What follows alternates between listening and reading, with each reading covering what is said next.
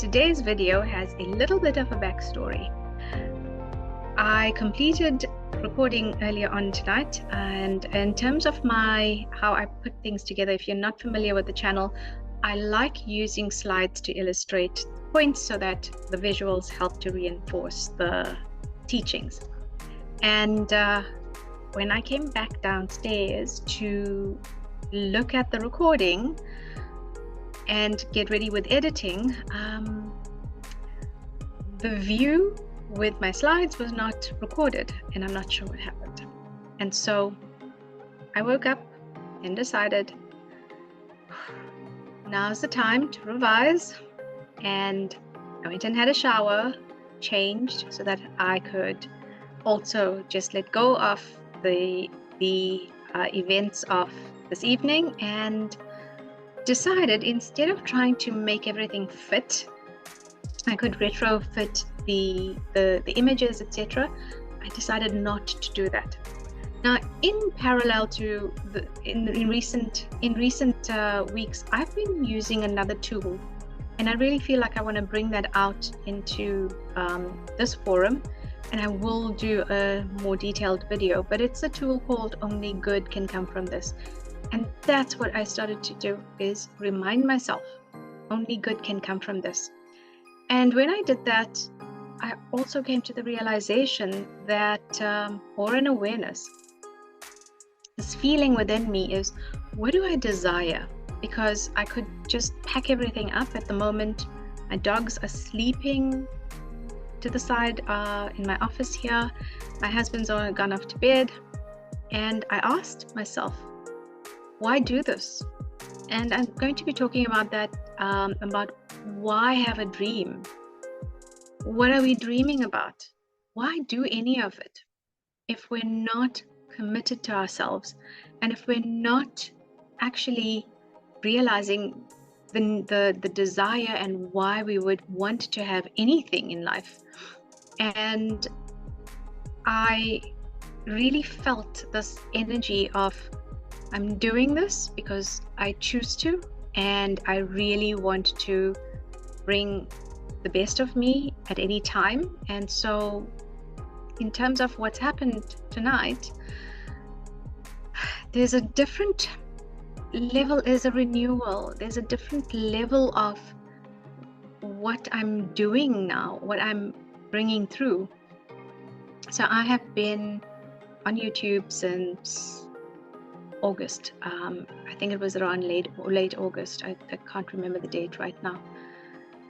But it's been close to 6 months, and I have had challenges come up, and I have had things go wrong.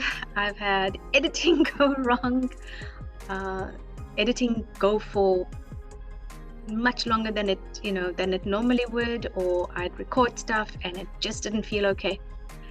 And as I look back at this, I look and see that only good can come from this, because it's building within me a tenacity and a capacity for being, having my own channel, being online. I've already had a turnaround in terms of what I do on my Facebook profile and what I do in terms of my lives. And I feel like no place in my life is actually being left untouched in terms of showing up. So Neville talks about dwell within, which is living in the dream, living from the dream, I should say. Now Mark Twain says, don't dream your life, live your dream. And that is exactly what Neville teaches in terms of this chapter.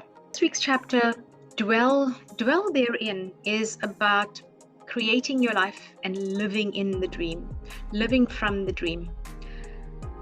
And I've said a little bit up front, why have a dream if we're not living it? And that's what Neville asks. There are a couple of questions that I bring through in this week's video.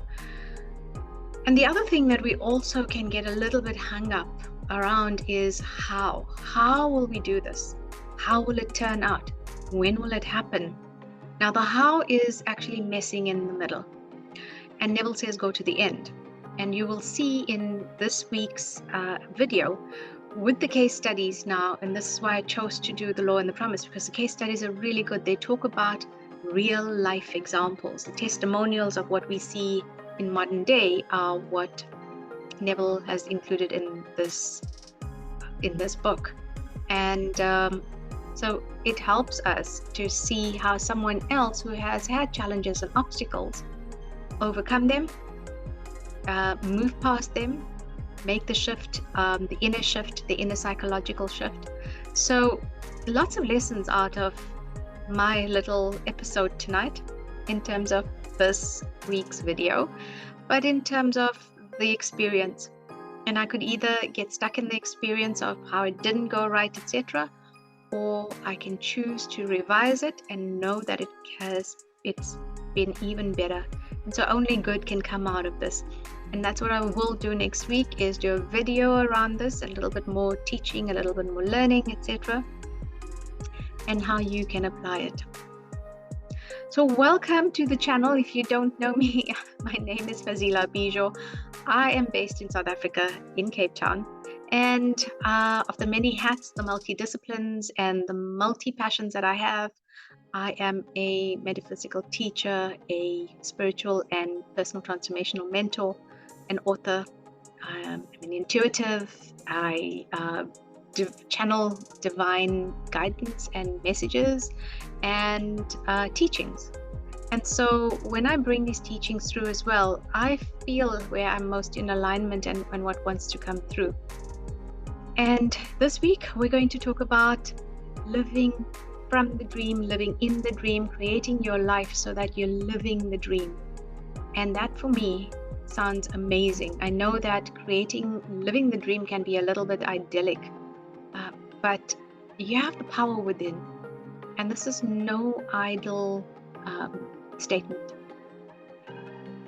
This truly is. I've seen the evidence of it in my life, in terms of where I started out and where I am now at this current point, and where as well what my other ends and what my other dreams and desires are.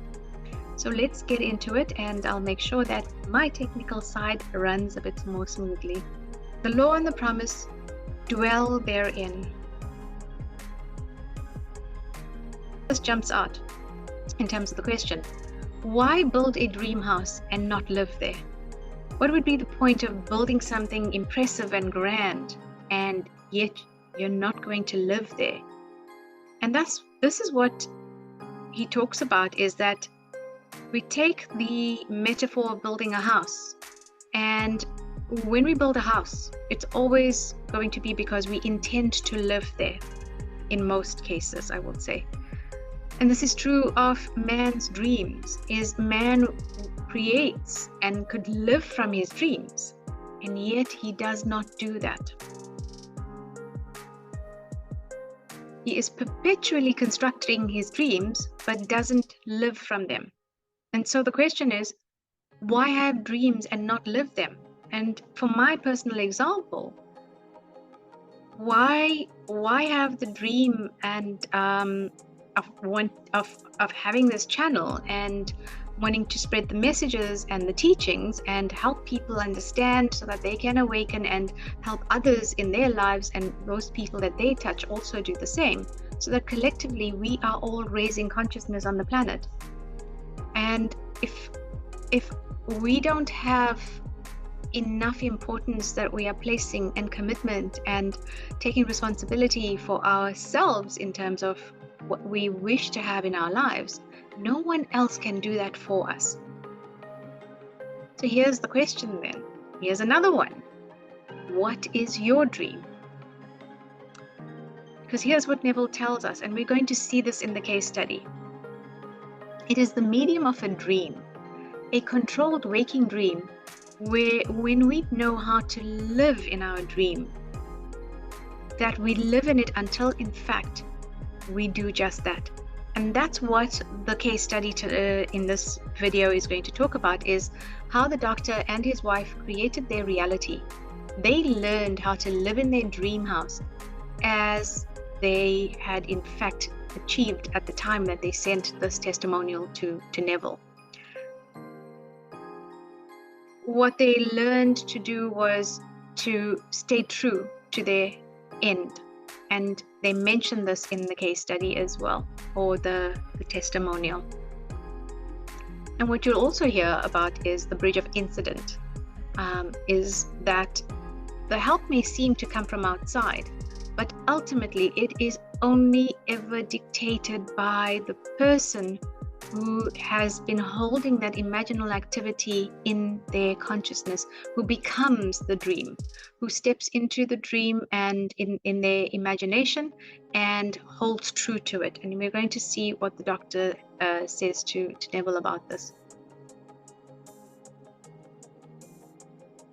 Now, Neville left quite a bit of instruction and practices. So here's something that you can actually work with.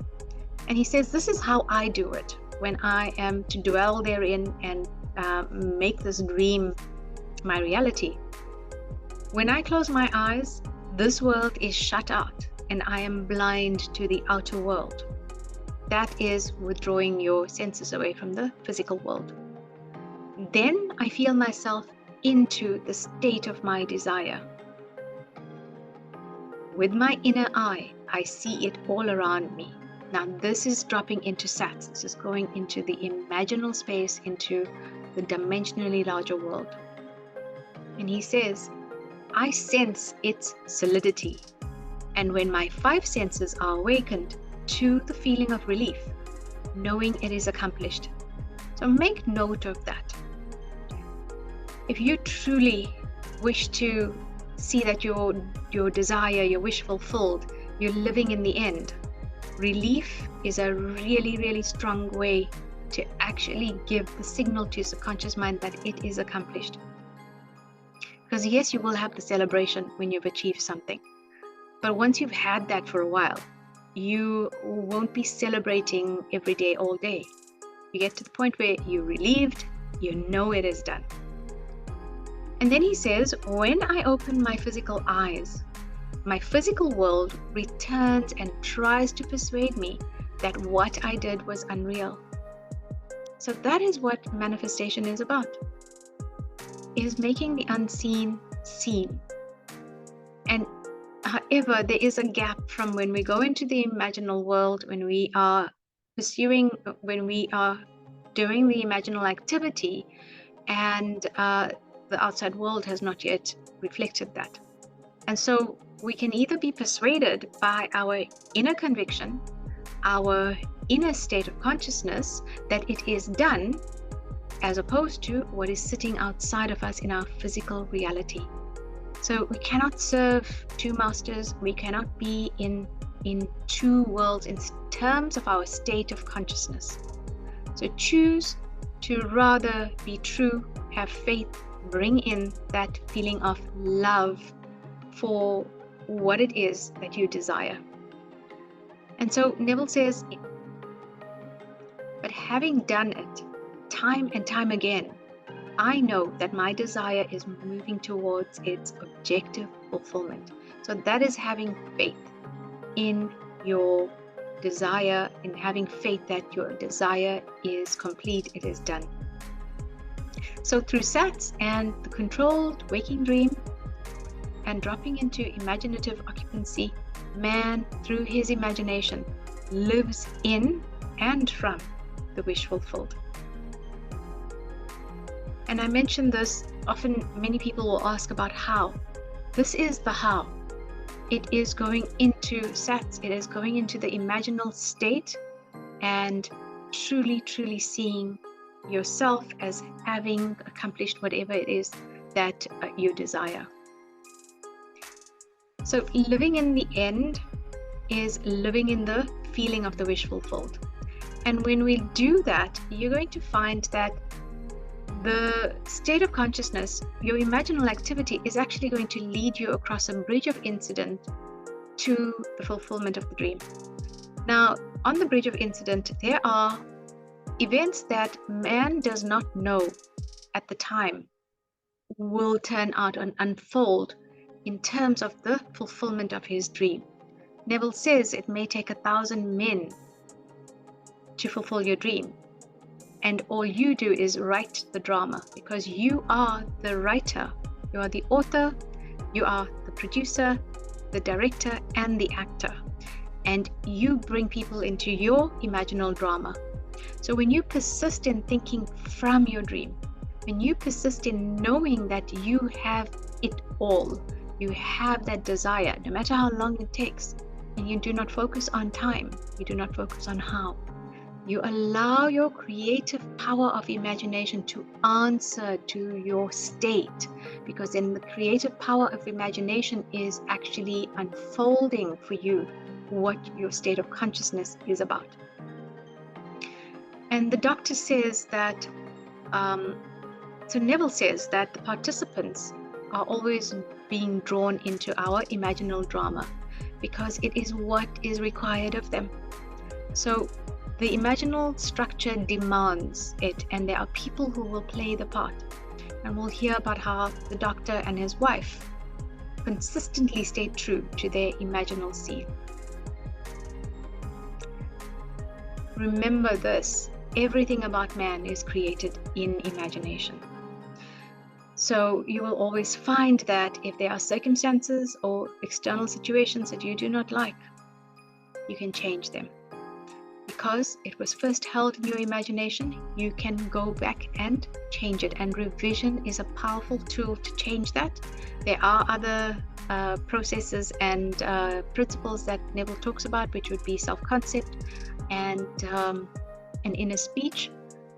Whatever method or process that you're using, know how to use it. Apply it in the way that is going to be most effective. Man is imagination, and any desire you have yet to witness can be in your reality when you know how to apply the law of assumption. If you know that you are unhappy with circumstances, what can you do? You can change it. You can change your assumption. You can change how you react. You can apply the different processes, and you can apply the different principles. And the law of assumption is powerful in terms of you actually even elevating what is already good in your life to great. So why not transform that which is negative or disillusionment or disappointment? There's no need to stay stuck in it. And that's the thing.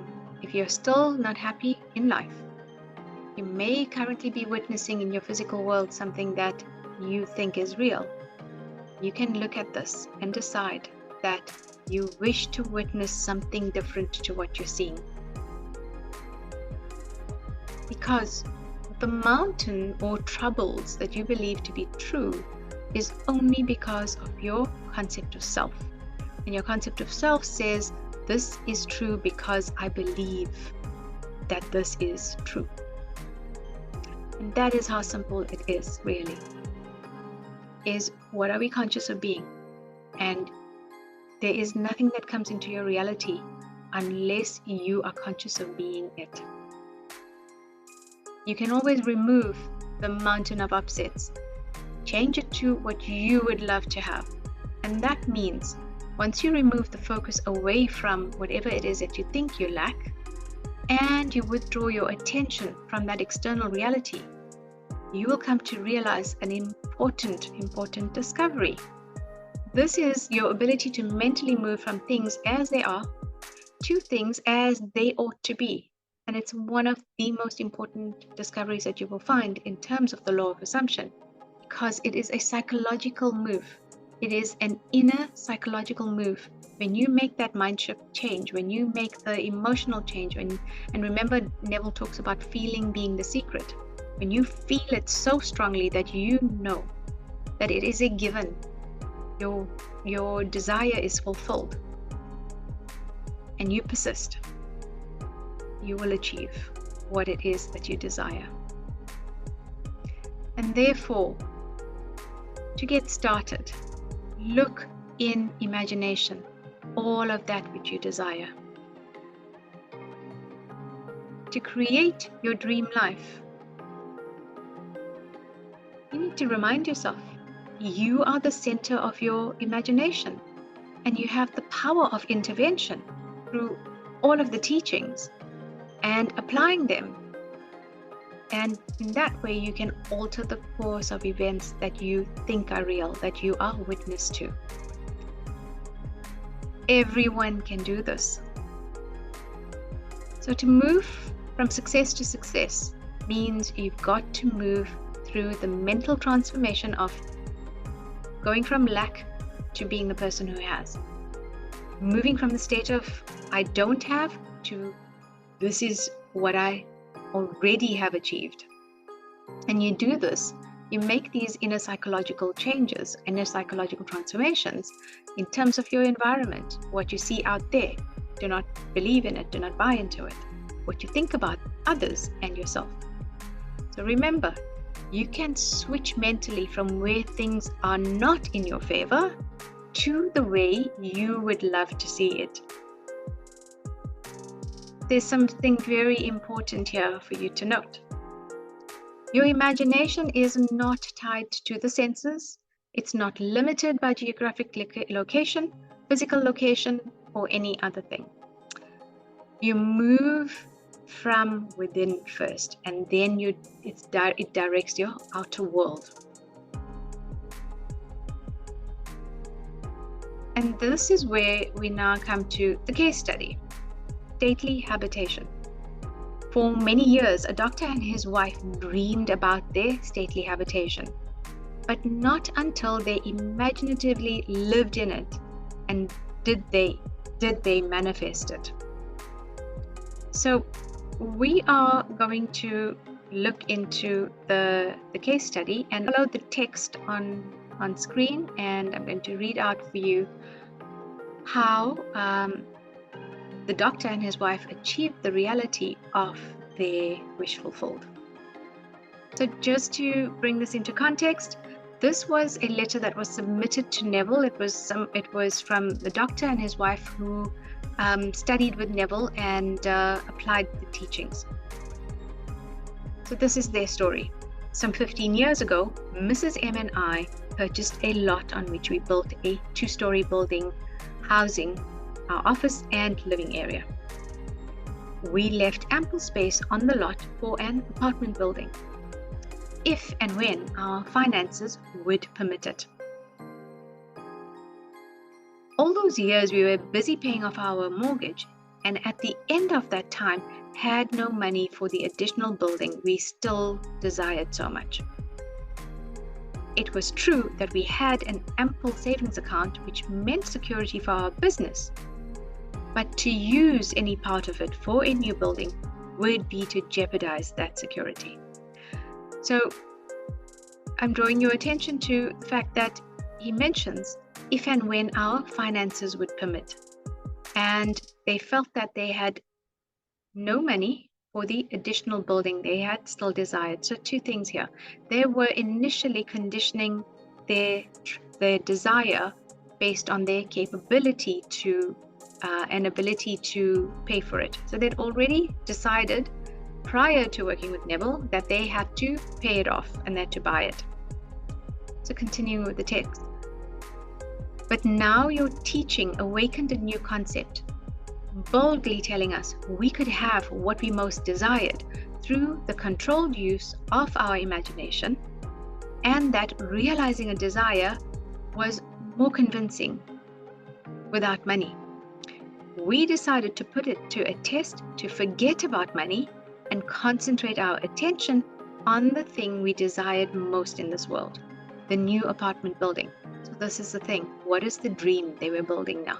It was literally a building, a new apartment building. So with this principle in mind, we mentally constructed the new building as we wanted, actually drawing physical plans so we could better formulate our mental picture of the completed structure. Never forgetting to think from the end. In our case, the completed occupied building. We took many imaginative trips through our apartment house, renting the units to imaginary tenants, examining in detail every room, and enjoying the feeling of pride as our friends offered congratulations on the unique planning.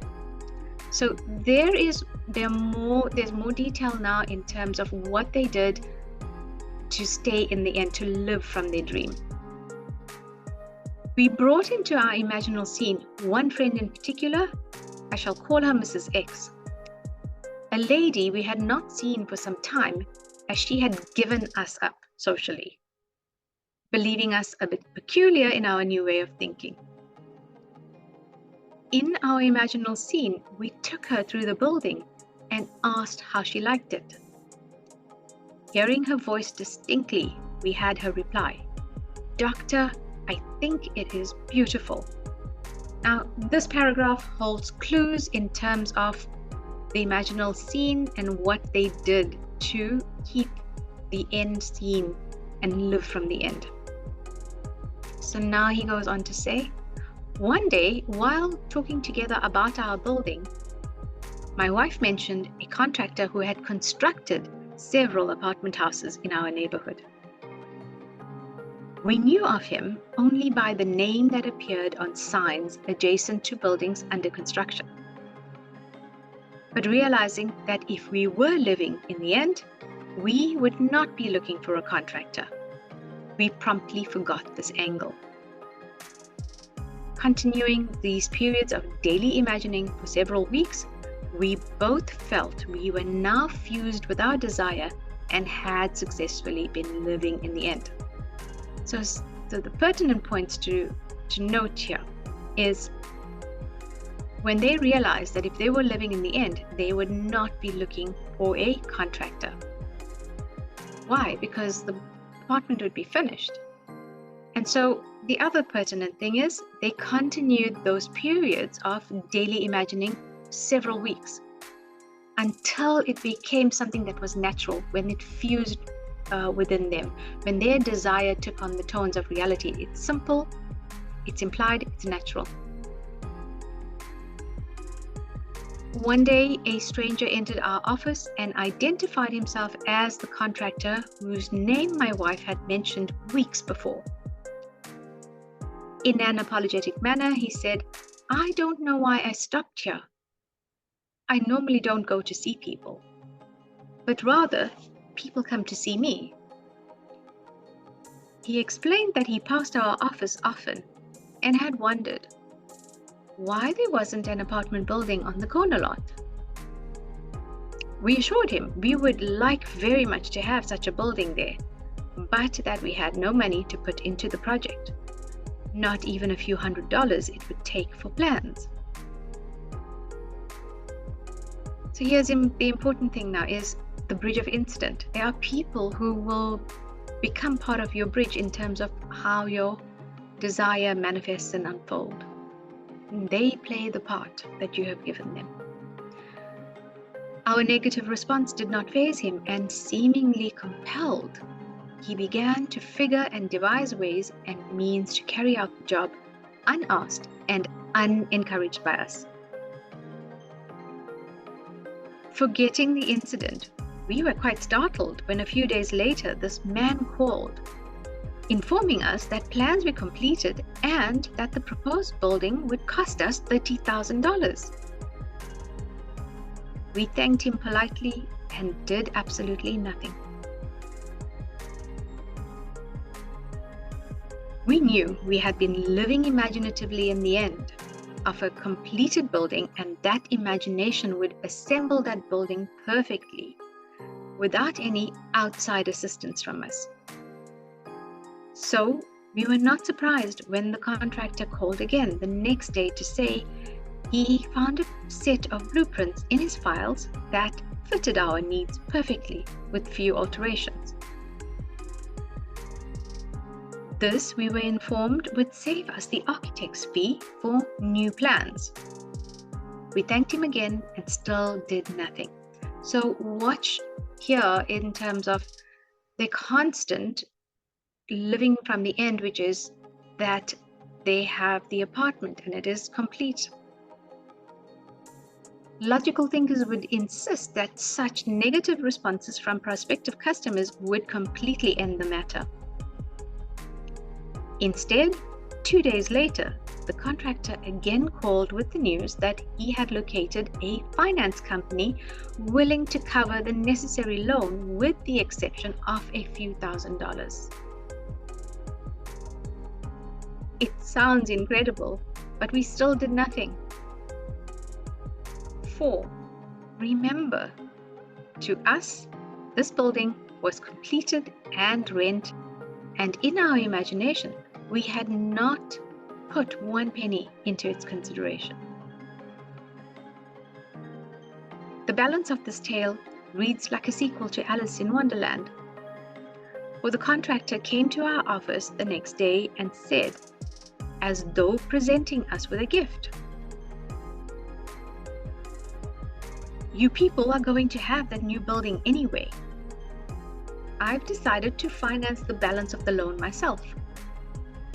If this is agreeable, I'll have my lawyer draw up the papers and you can pay me back out of net profits from rentals." This time we did do something. We signed the papers and construction began immediately.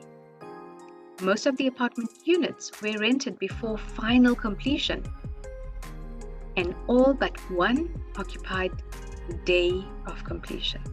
We were so thrilled by the seemingly miraculous events of the past few months that for a while we didn't understand the seeming flaw in our imaginal picture.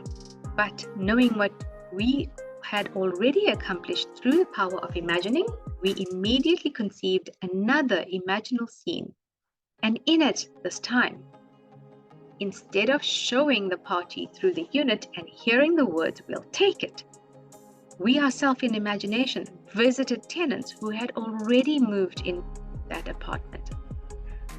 We allowed them to show us through the rooms and heard their pleased and satisfying comments. 3 days later, that apartment was rented. Our original imaginary drama had objected itself in every detail save one.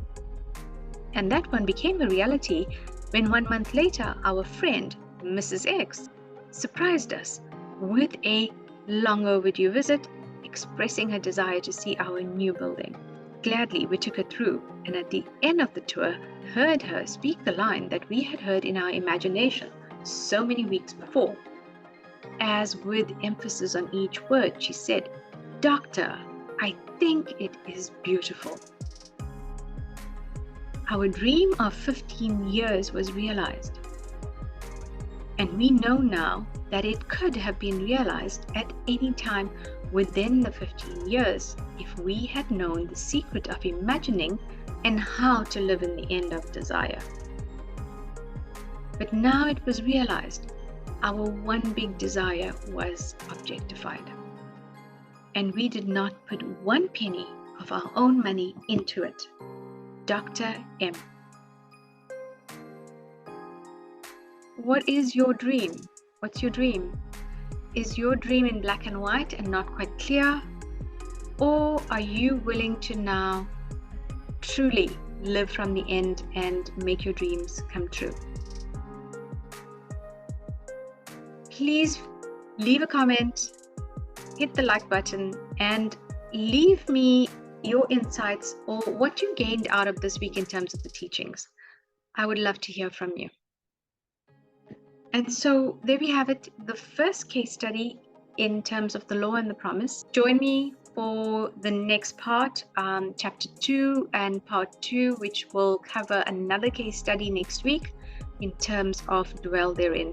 And please remember that each week that I produce these videos where I break down teachings, processes, techniques from the great mystics like Neville, Joseph Murphy, Florence Scovel Shinn, so that you can better understand it and become an outstanding reality creator. Thank you for joining me in this week's video. My name is Fazila Bizior. Please like, please share, and please subscribe, and I will see you next time.